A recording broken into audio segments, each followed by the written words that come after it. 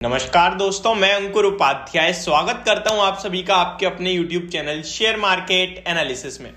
दोस्तों, traders favourite और investors favourite, हालांकि अब ट्रेडर्स फेवरेट तो इसे नहीं कहना चाहिए, इन्वेस्टर्स फेवरेट कहना चाहिए। ट्राइडेंट, इस स्टॉक के नंबर्स आते हुए दिखे हैं क्वार्टर 2 के, और ये एक मल्टी बैगर स्टॉक है। लॉन्ग टर्म की बात करें तो, शॉर्ट टर्म की बात करें तो ऊपर से आधा रह गया है, ऑलमोस्ट 50% की गिरावट आप सभी ने देख लिया इस स्टॉक में। किसी के पास भी अगर पोजीशन है तो क्या करना चाहिए, इसके बारे में बात करेंगे वीडियो को एंड में। अभी बात करने वाले हैं इसके नंबर्स जो आए हैं, क्वार्टर 2 के रिजल्ट जो आए हैं, वो मैं आप सभी के साथ शॉर्ट में डिस्कस करने वाला हूं। तो बिना किसी देरी के वीडियो को आगे बढ़ाते हैं, नंबर्स को डिस्कस करते हैं। तो चलिए दोस्तों, बात करते हैं इसके क्वार्टर 2 के नंबर्स के बारे में। तो कंसोलिडेटेड बेसिस पे बात करूंगा मैं आप सभी के साथ इसके नंबर्स के बारे में। सबसे पहले quarter on quarter, year on year basis पे कंपैरिजन करने वाले हैं हम। तो चलिए स्टार्ट करते हैं। कंपनी का टोटल इनकम के बारे में बात करें हम क्वार्टर ऑन क्वार्टर बेसिस पे, तो 1680 करोड़ से घटकर 1440 करोड़ पे आती हुई दिखी है total income quarter on quarter basis पे। ईयर ऑन ईयर बेसिस की बात करें तो 1700 करोड़ से घटकर 1440 करोड़ पे आती हुई दिखी है। तो कहीं ना कहीं टोटल इनकम में गिरावट आई है, वो भी हैवी। अब बात करते हैं टोटल एक्सपेंसेस के बारे में। तो एक्सपेंसेस अगर मैं क्वार्टर ऑन क्वार्टर देखूं तो 1500 करोड़ से घटकर 1400 करोड़ पे आते हुए दिखे हैं आपको ओवरऑल। और ईयर ऑन ईयर बेसिस पे बात करें तो 1300, मैं आपको ये एग्जैक्ट नंबर बताऊंगा क्योंकि यहाँ बहुत ही छोटे डिजिट्स हैं चेंज जो है ईयर ऑन ईयर बेस पे।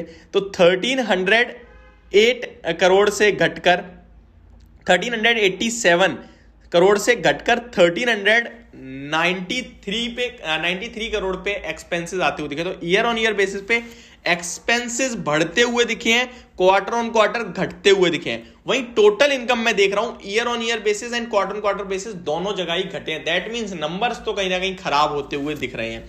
अब चलते हैं इसके मेन चीज यानी कि टोटल नेट प्रॉफिट के बारे में। नेट प्रॉफिट आफ्टर टैक्स के बारे में बात करूं मैं अगर, तो नंबर्स काफी ज्यादा खराब हो गए हैं दोस्तों।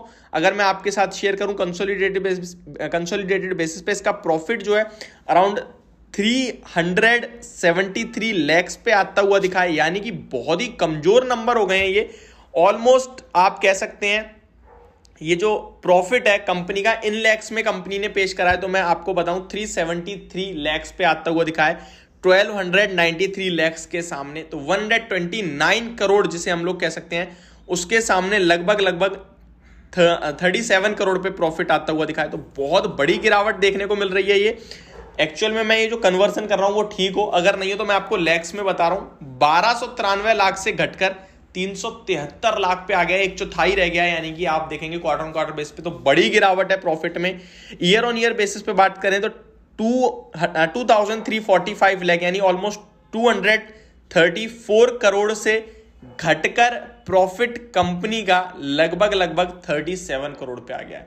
तो बहुत ही ज्यादा खराब नंबर से लग रहे हैं ये टोटल देखा जाए तो। और शॉर्ट में समझाने की कोशिश करूं मैं आपको तो इसको आप इसके अर्निंग पर शेयर से चेक कर सकते हैं, जो कि ऑलमोस्ट 0.07 पे आता हुआ दिखा है। 0.16 से घटकर quarter on quarter year on year base पे बात करें तो 0.47 से घटकर 0.07 पे आया। तो काफी ज्यादा खराब नंबर्स हैं ये ट्राइडेंट की तरफ से जो पेश करे गए हैं। वो नंबर्स नो डाउट बहुत ही ज्यादा निराशाजनक और खराब आते हुए दिखे हैं। इन नंबर्स के बाद स्टॉक में और गिरावट होनी चाहिए। अब स्टॉक के बारे में बात करते हैं कि जिसके पास पोजीशन है उसे क्या करना चाहिए। स्टॉक पिछले जून के बाद से लगभग एक कंसोलिडेशन रेंज में चल रहा है। ऊपर से गिरावट हुई थी, लगभग स्टॉक में जो है वो 48 रुपीज से गिरावट हुई थी और स्टॉक ने लो लगाया 33 रुपीज का। और वहां से नीचे बॉटम जो वो 33 का ही है और टॉप जो वो 42 का है। तो ये दोबारा अपने बॉटम के पास जा सकता है, वही 35, 33, 34 के आसपास तक। जब तक स्टॉक 33 के ऊपर है, शॉर्ट टर्म और पोजिशनल कोई दिक्कत वाली बात नहीं है। 33 रुपए के जब तक ऊपर है स्टॉक रेंज में घूमता रहेगा। नीचे में 34, ऊपर में 38, 39, नीचे में 34, ऊपर में 38, 39। ठीक है। अब अगर 33 स्टॉक ब्रेक करता है तो ये स्टॉक गिर के सीधे 25 रुपीज तक आ सकता है चार्ट्स के अकॉर्डिंग। स्टॉक की बात करें तो ये कोई सस्ता शेयर नहीं है। लगभग 7 रुपए 8 रुपए की बुक वैल्यू है कंपनी की, 35 यानी अराउंड 5 टाइम्स की बुक वैल्यू पर ट्रेड करता है। अब मैं बात करता हूं लॉन्ग टर्म निवेशकों के लिए। तो लॉन्ग टर्म निवेश की बात करें, यहां पे आपको डरने घबराने की कोई जरूरत है नहीं। स्टॉक ये रिजल्ट्स खराब है नो डाउट, इसकी वजह से अगर गिरता है 34-35 पे आता है तो ठीक है, कोई दिक्कत वाली बात नहीं, कुछ नहीं करना आपको। लेकिन 33 रुपए ब्रेक करके अगर 25 रुपए के पास आता है तो वहां एवरेज और फ्रेश एंट्री दोनों लेने के मौके होंगे आपके लिए, दोनों ही करें, फ्रेश एंट्री भी करें और कहीं ना कहीं बॉटम फिशिंग भी करें स्टॉक में। स्टॉक ने 2020 में कंपनी ने एक मुहिम निकाली थी विजन 2025, यानी कि 2025 तक, जहां कंपनी के 3 मेन एम्स थे।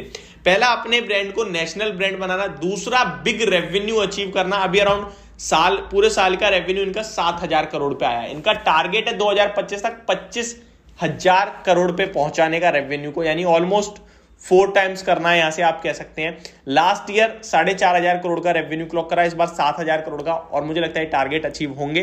तो कुछ बड़े एम्स हैं कंपनी के, मुझे लगता है ये स्टॉक लॉन्ग टर्म के लिए तो लेना चाहिए, बट अभी आपको थोड़ा सा अवॉइड लिस्ट में रखना चाहिए। 34-35 रुपए आता है तो डरने घबराने वाली बात नहीं, वही रेंज प्ले हो रही है, आप समझ लो, और कुछ नहीं हो रहा। लेकिन 33 रुपए ब्रेक होगा तो 25 रुपए तक स्टॉक इजिली आता हुआ दिखे, वहां आपको फ्रेश एंट्री और बॉटम फिशिंग लेनी है। ये मेरी वीडियो ट्राइडेंट के स्टॉक और रिजल्ट्स को लेकर। होप आपको वीडियो समझ और पसंद दोनों आई होगी। Thank you so much for watching this video. Have a great day guys.